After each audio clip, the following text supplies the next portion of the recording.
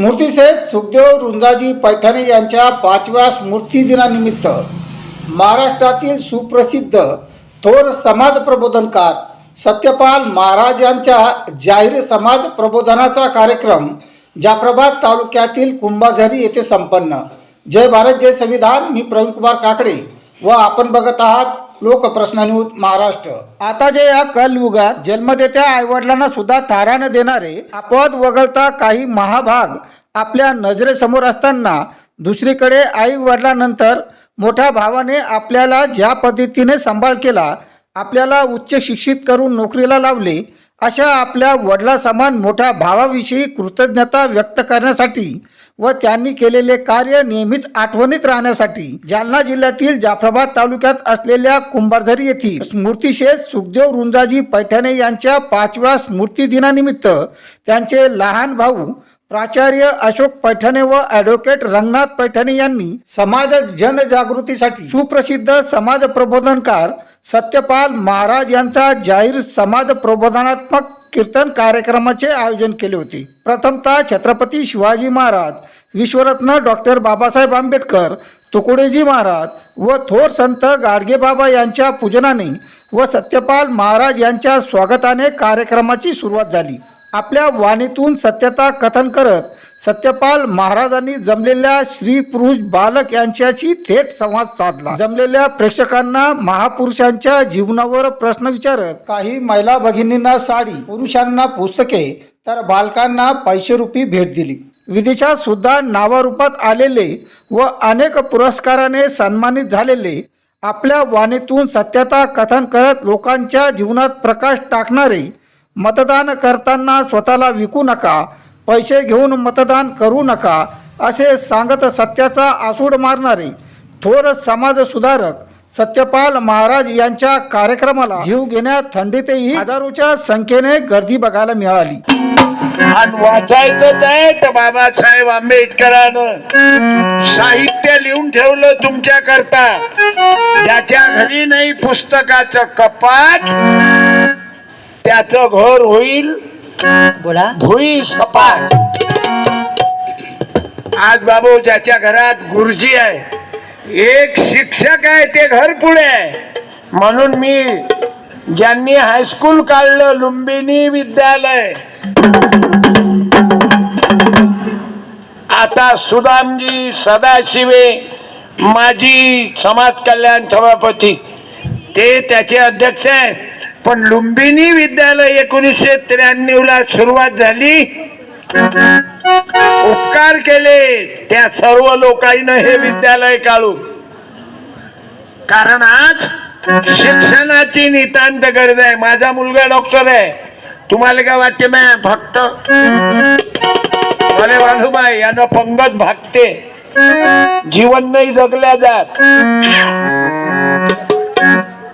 म्हणून तुम्हाला मला प्रगतीवर जायचं असेल, बौद्धाले, केवटाले, तेल्याले, चांबाराले, मातंगाले, बहुजनाले, ब्राह्मणाले, गोसाव्याले, भिल्लाले, मुस्लिमांना, कोळ्यांना, आपल्या 18 पगड बहुजन समाजासाठी बाबासाहेबांना, गाडगे बाबांना सांगितलं, शिकवा मुलांना शाळा, शिक्षणा तिसरा थोडा सुधरा अडाणी थोडा, कविन्या भांडी गुंडी मोडा, अरे जिजाऊचा पुत्र शिवाजी,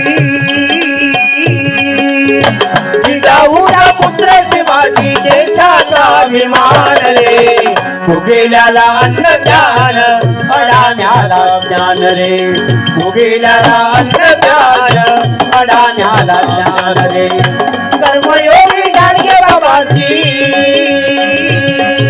अरे कर्मयोगी गाडगे बाबाजी उभ्या जगाला आण रे, भुकेल्याला अन्न ज्ञान अडाण्याला ज्ञान रे, भुकेल्याला अन्न ज्ञान अडाण्याला ज्ञान रे, भुकेल्याला अन्न ज्ञान अडाण्याला ज्ञान रे।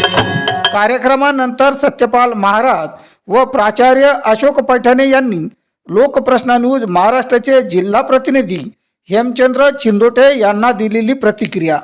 स्मृतिसेठ सुखदेव रुंजाजी पैठणे यांच्या 5व्या स्मृती दिनानिमित्त कुंभारदरी या ठिकाणी यांचे बंधू अशोकराव पैठणे यांनी आज एक समाज प्रबोधनाचा कार्यक्रम आयोजित केलेला आहे. नेमकं कशाच्या संदर्भात आहे, यांच्या मनात संकल्पना का आली, यांचा हेतू काय आणि या कार्यक्रमातून यांना समाजाला काय मेसेज द्यायचे हे आज आपण यांच्याकडून थोडक्यात जाणून घेणार आहोत.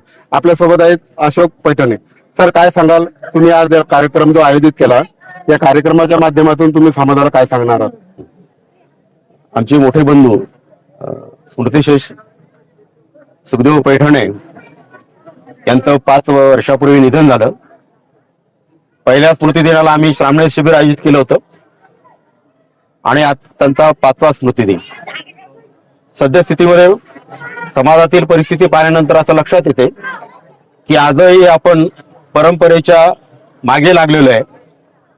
तर त्या जुन्या परंपरेच्या मागे न लागता आधुनिक विचार लोकांमध्ये रुजवला जावा म्हणून सत्यपाल महाराज यांच्या सत्यवाणीतून लोकांचं प्रबोधन व्हावं, अंधश्रद्धा निर्मूलन व्हावं या उद्देशाने हा त्यांच्या स्मृती दिनानिमित्त कार्यक्रम आम्ही आयोजित केलेला आहे.